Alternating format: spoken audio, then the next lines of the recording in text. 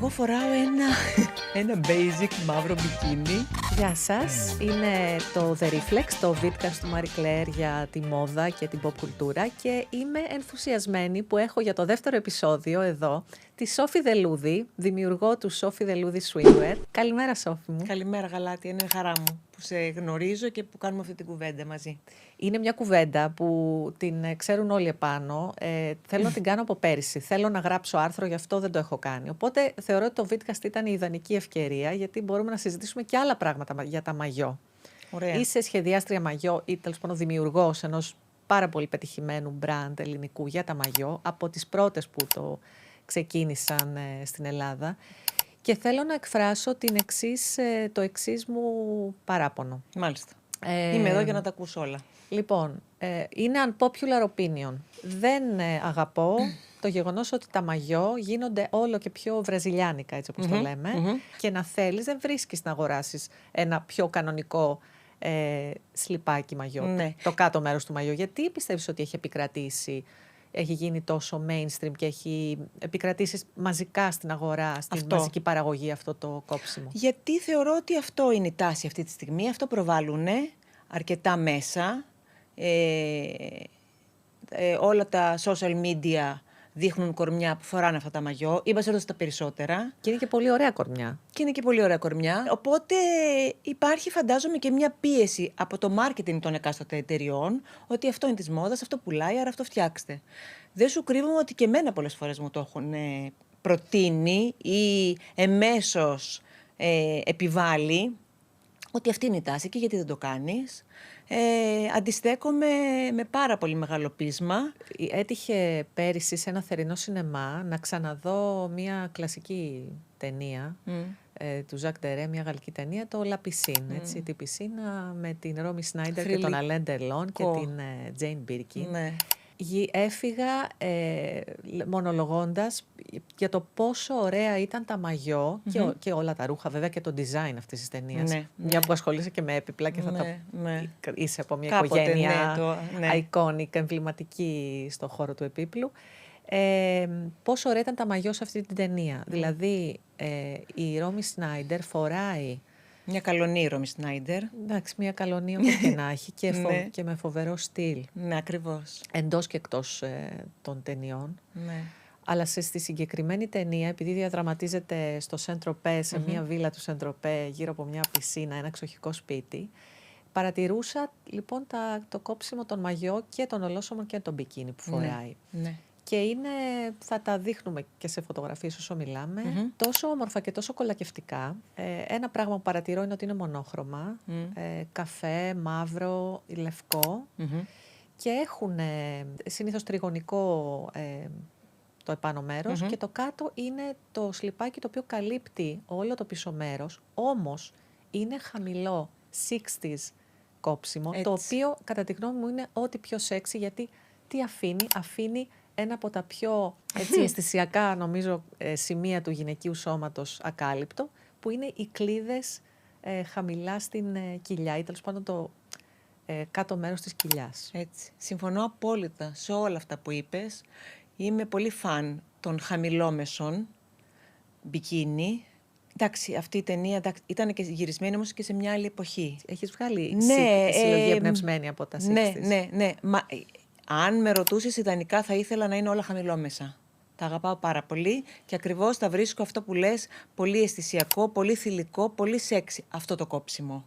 Το προτιμώ 1000 φορές από το 80s που πάει ψηλά στο γοφό, παρότι τα φορέσαμε, τα ξεπατώσαμε και τα γυρνάγαμε κιόλας εμείς μέσα για να ανέβει ακόμα πιο πάνω, θυμάμαι τα ολόσωμα. Πάρα πολύ, ήταν η εποχή πολύ του aerobic και της... Έτσι ακριβώς. Παρ' όλα αυτά, εγώ θεωρώ ότι αυτό το είδος μαγιό είναι πάρα πολύ σεξι, πολύ ωραίο. Εντάξει, υπάρχουν ταινίες, όχι πολλές, με αυτό το στυλ και λίγο πιο σύγχρονες. Εμένα μου έχει μείνει πάρα πολύ μια ταινία, λέγεται Bigger Splash, που παίζει η Tilda Swinton, που είναι γυρισμένη στην Ιταλία. Όλα της τα ρούχα, γιατί είναι στην Παντελερία, όλα της τα ρούχα και τα μαγιό είναι αντίστοιχης αισθητικής. Αν δεις αυτή την ταινία, τα ρούχα θα τα αγαπήσεις αντίστοιχα με το La Piscine. Είναι πάρα πολύ ωραίο. Και το Styling το είχε κάνει ο Ραφ Σίμονς όταν ήταν στο Dior. Εντάξει, φοβερός, Ναι, αυτό. από τους αγαπημένους μου. Ναι. Υπάρχουν κάποιες ταινίες. Εμείς σαν brand, επειδή μας αρέσουν πάρα πολύ ταινίες και παίρνουμε έμπνευση από αυτές, ας πούμε πριν από 2 χρόνια η καμπάνια που κάναμε στον Πόρο ήταν εμπνευσμένη από το έργο που έπαιζε ο Τιμωτέ Σαλαμέ, το Call Me By Your Name. Call Me By Your Name, ακριβώς. Και αυτή του Λούκα Γκουαντανίνο, Αυτό. νομίζω. Που ήταν γυρισμένο στη Μεσόγειο, σε ένα πολύ ωραίο σπίτι και θέλαμε να δώσουμε αυτή την ατμόσφαιρα. Έχει υπέροχο στυλ. Νομίζω ότι δεν υπάρχει τίποτε σαν το μεσογειακό καλοκαίρι. Έτσι ακριβώς, έτσι ακριβώς. Πώς ξεκίνησες εσύ να σχεδιάζεις μαγιό, Σόφη? Πώς ξεκίνησα? Είχες ήδη μια καριέρα στο χώρο του επίπλου, είχες αναλάβει ένα ρόλο στο κατάστημα, το μαγαζί του Κολονακίου. Ναι, 20 χρόνια ήμουν εκεί πέρα. Οι σπουδές μου βέβαια είναι στο σχέδιο μόδας. Σπούδασα στο Μιλάνο. Όταν γύρισα από το Μιλάνο πειραματίστηκα, έκανα κάποια πράγματα και styling και ξεκίνησα να κάνω κάποια μαγιό, πολύ δειλά. Το άφησα γρήγορα, γιατί ίσως δεν ήταν η ώρα μου, δεν ήμουν έτοιμη, για πολλά δεν. Οπότε το άφησα και όταν τελείωσε και ολοκληρώθηκε πια η πορεία μου στο design, είπα να το ξαναπιάσω. Με πολύ μεγαλύτερο πείσμα και με πολύ μεγαλύτερη αγάπη. Γιατί μαγιό και όχι ρούχα, γιατί συγκεκριμένα μαγιό? Δεν μπορώ να σου το απαντήσω αυτό, αλήθεια, δεν ξέρω. Είναι κάτι που με τραβάει πάρα πολύ από πάντα, από πιτσιρίκα. Ίσως γιατί μου αρέσουν πάρα πολύ τα καλοκαίρια, σαν εποχή, γιατί απολαμβάνω τη θάλασσα, γιατί θα μπορούσα να ζω δίπλα στη θάλασσα. Και το κομμάτι του μαγιό για μένα συνδέεται με το καλοκαίρι και μόνο, τι άλλο. Μήπως επειδή δεν έβρισκες ακριβώς αυτό που ήθελες και πάντα έλεγες ψάχνω κάτι το οποίο μακάρι να μπορούσα εγώ να σχεδιάσω ακριβώς όπως το θέλω? Υπήρχε και αυτή η σκέψη, αλλά δεν νομίζω ότι ήταν αυτό που με τράβηξε στο να το κάνω. Είναι η αγάπη μου για αυτό το αντικείμενο. Για κάποιο λόγο με ελκύει πολύ. Οπότε, ναι, ξεκίνησα μαγιό. Αφού είπες και για τα παιδικά καλοκαίρια, θα σε πάω εκεί. Ποιες είναι οι αγαπημένες σου καλοκαιρινές αναμνήσεις? Και ποια είναι τα μαγιό με τα οποία τις συνδέεις? Εγώ μεγάλωσα σε μεγάλο μέρος των παιδικών μου χρόνων και εφηβικών στη Βουλιαγμένη. Τα καλοκαίρια τα πέρναγα εκεί πέρα. 3 μήνες, από την ώρα που έκλεινε το σχολείο μέχρι τότε που ξανά άνοιγε. Σχεδόν όλη τη μέρα με ένα μαγιό. Από πιτσιρίκα, τα πολύ μικρά, χαμηλά, που μου τα έφερνε η μαμά μου την Ιταλία και για μένα ήταν θησαυρή τότε, μέχρι στα 80s, αυτά που είπαμε, τα φλούο, ολόσωμα, που τα γυρνάγαμε κιόλας, τα μαγιό της Στεφανή του Μονακό, που είχε ξεκινήσει τότε, ήταν η πρώτη επώνυμη celebrity που έβαλε την... Μπράβο, τα pole position, που ήταν τότε για μένα, ήταν ό,τι ωραιότερο είχα δει. Ναι, όλα αυτά τα θυμάμαι με πολύ μεγάλη αγάπη. Τι ζητάνε και τι αγοράζουν περισσότερο οι Ελληνίδες από την εμπειρία σου? Κοίτα, δεν μπορώ να μιλήσω γενικά για όλες τις Ελληνίδες. Μπορώ να μιλήσω για τις Ελληνίδες οι οποίες αγοράζουν τα δικά μας μαγιό και που έρχομαι σε επαφή. Σίγουρα τους ενδιαφέρει πάρα πολύ η ποιότητα. Και αυτό είναι κάτι που και για μένα είναι, πέρα από το σχέδιο, είναι το νούμερο 1. Η ποιότητα των υφασμάτων, των υλικών που θα χρησιμοποιήσω. Οπότε, αντίστοιχα θεωρώ ότι και οι πελάτησες που αγοράζουν τα μαγιό μας, τους ενδιαφέρει πολύ αυτό. Να έχουν ένα μαγιό που δεν θα το βάλουν 3 μήνες και μετά θα πάει για πέταμα. Έχω πελάτησες που έχουν μαγιό 10 ετών και τις βλέπω το φοράνε και ειλικρινά χαίρομαι πάρα πολύ, γιατί όλοι ξέρουμε ότι τα μαγιό, όσο και να τα περιποιηθείς, τα λάστιχά τους καίγονται, σπάνε. Βέβαια, αυτό είναι παρόλα αυτά, μεγάλη διαφήμιση για σένα. Ναι, έχω μεγάλη χαρά που μου λένε ότι έχω το μαγιό σου που το έχω πάρει το 2016 και ακόμα είναι καινούριο. Πώς ήταν στην αρχή, Σόφη, αυτή η εμπειρία? Αντιμετώπισες δυσκολίες? Πολλές. Στην έβρεση των υλικών, στην κατασκευή, Πολλές. στο να καθιερώσεις το δικό σου όνομα? Ναι.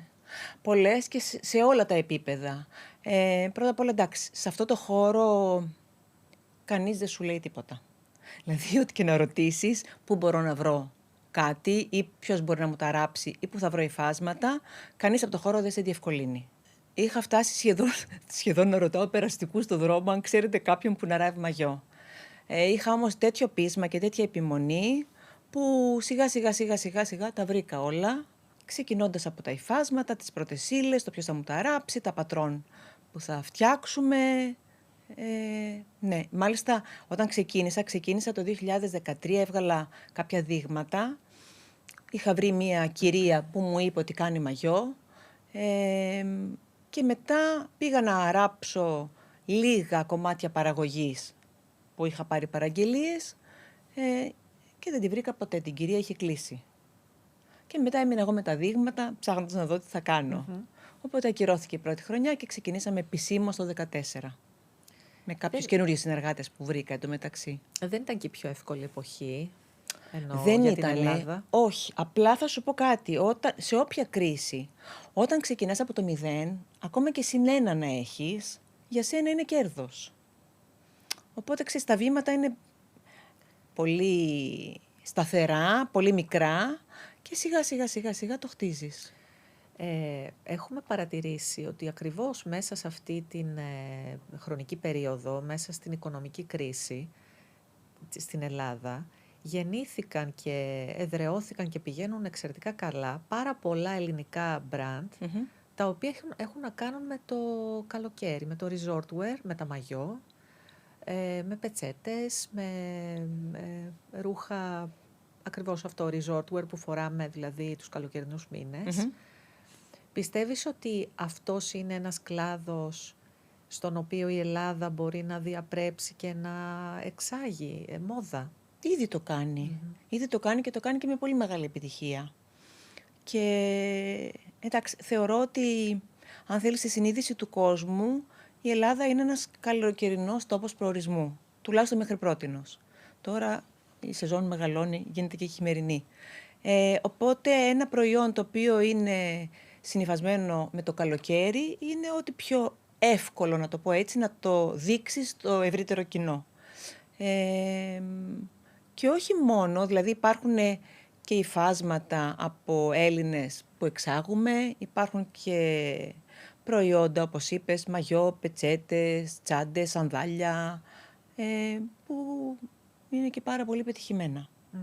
Θέλω να μου πεις ποια είναι τα δικά σου αγαπημένα. Ξέρω, μιλήσαμε νωρίτερα και για τις γραμμές, αλλά από την συλλογή σου και από τις συλλογές σου διαχρονικά.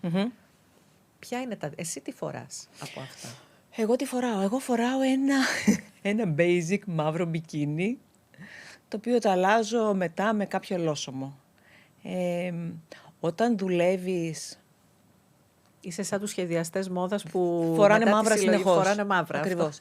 Όταν δουλεύεις 12 μήνες το χρόνο, βλέποντας σχέδια, print, υφάσματα και δουλεύεις μια συλλογή, γιατί εγώ τη δουλεύω αρκετά κατά τη διάρκεια του χειμώνα, όταν φτάνει η ώρα να το φορέσεις, το έχεις πια δει τόσο πολύ, που λες θέλω κάτι που να μην φαίνεται πάνω μου, να είναι ένα μαύρο, να περνάει απαρατήρητο. Το έχεις χορτάσει. Το έχεις χορτάσει, ακριβώς. Είναι ένα χαρακτηριστικό νομίζω και όλων όσων δουλεύουμε με έναν τρόπο στη μόδα και οι στυλίστες το έχουν αυτό, ακόμη και εγώ βλέποντας όλο το χρόνο τσάντες, αξεσουάρ, τα πιο λαμπερά, τα πιο περίτεχνα, στο τέλος όταν πάω να επιλέξω θα επιλέξω κάτι πάρα πολύ ήσυχο. Αυτό. Χορταίνει το μάτι μας. Έτσι ακριβώς. Οπότε, ναι, το μαύρο, εντάξει, δεν είναι και τυχαίο νομίζω, ότι περισσότεροι μαύρα φοράμε. Πόσα μαγιό πιστεύεις πρέπει? Μιλάμε συνεχώς για την κάψουλ γκαρνταρόμπα, τα κομμάτια που πρέπει να έχει μια γυναίκα. Μαγιό τι πρέπει να έχει?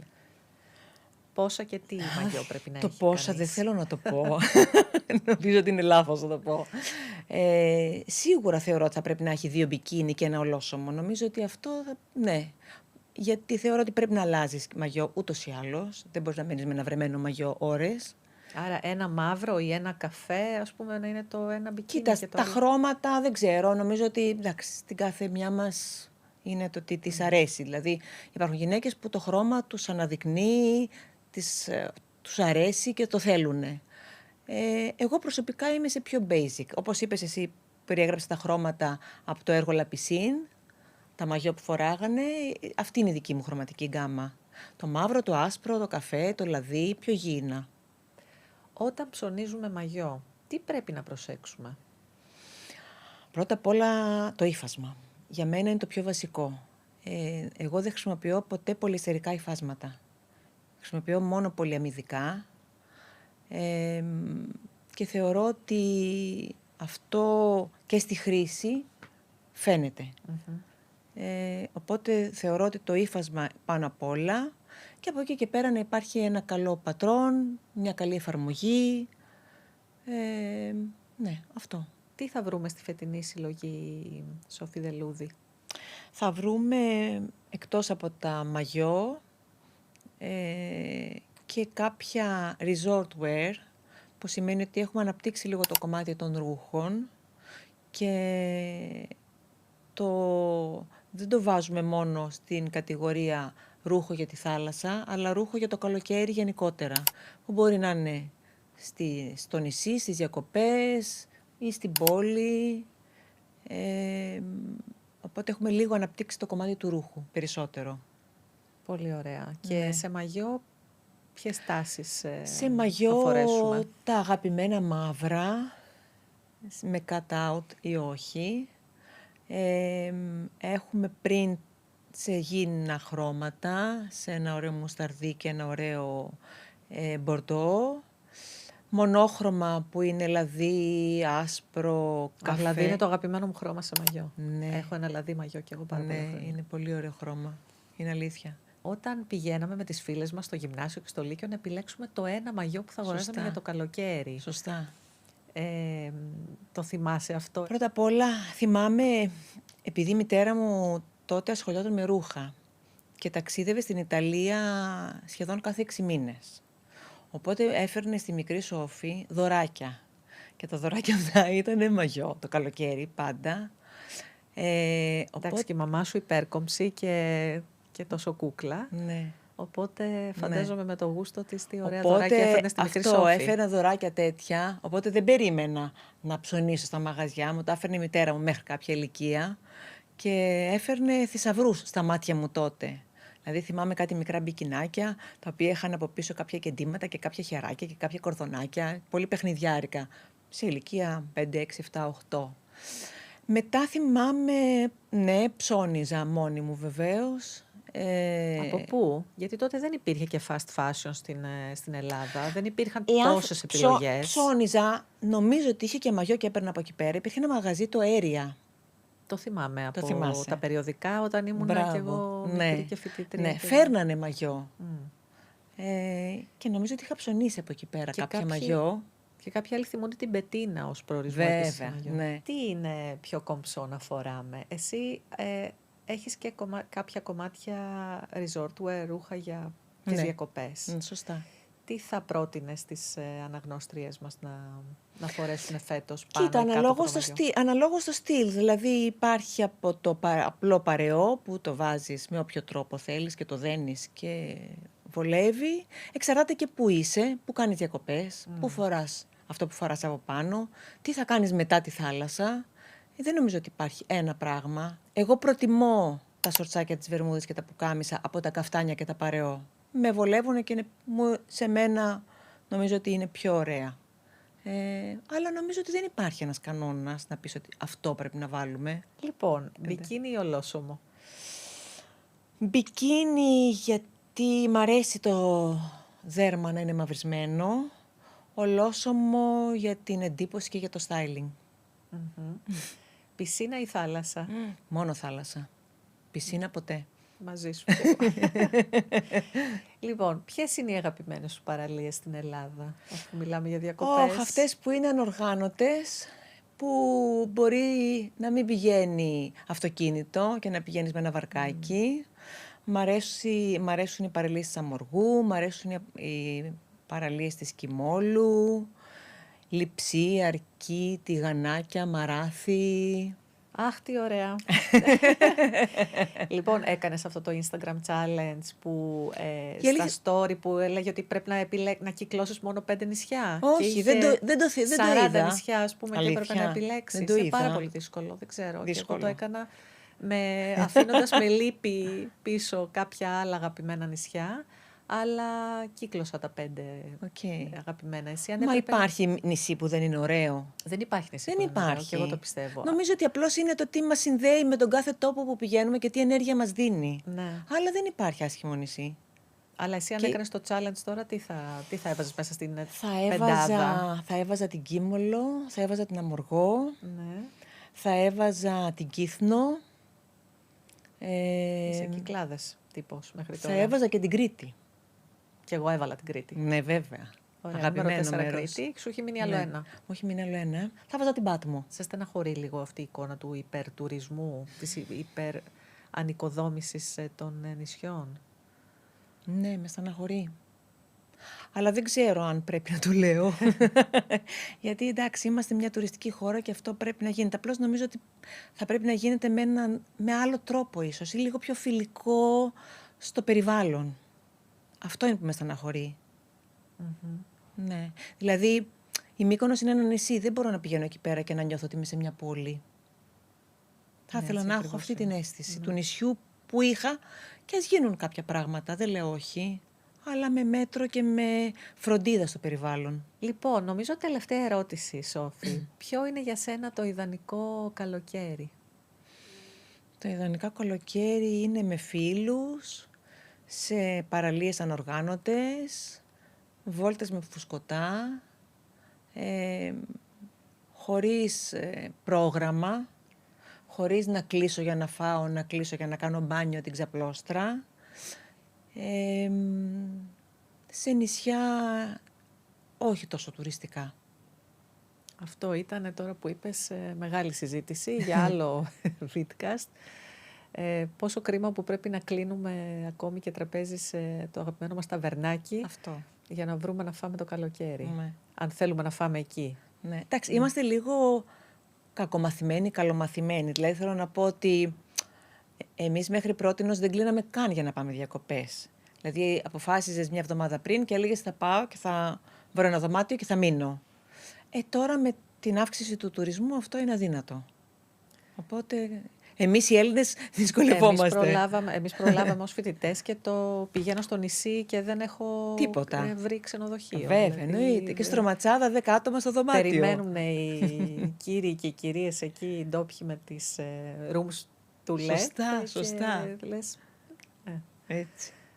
Ναι. Είμαστε υπέροχα. πολύ ρετρό, δεν ξέρω. Ακούγεται πολύ ρετρό αυτό. Μα το ρετρό, όπως είδαμε, είναι πάντα το πιο κομψό και το πιο cool. Ωραία. Σε ευχαριστώ πάρα πολύ, Σόφη. Και εγώ πάρα πολύ. Το χάρηκα πολύ. Καλό καλοκαίρι. Καλό καλοκαίρι με υγεία και πολλές βουτιές. Και πολλές βουτιές με ωραία μαγιό. Αυτό.